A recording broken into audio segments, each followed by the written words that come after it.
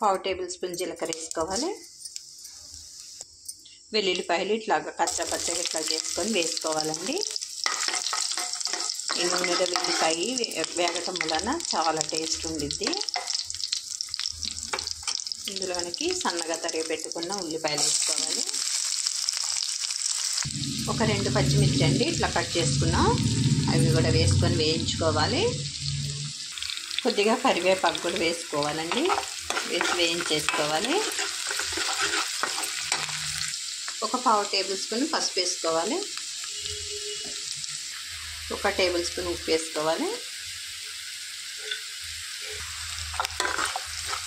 ఉల్లిపాయలు అనేవి బాగా వేగిపోయాయండి. ఇందులోనికి కట్ చేసి పెట్టుకున్న బంగాళదుంప ముక్కలు వేసేసుకోవాలి.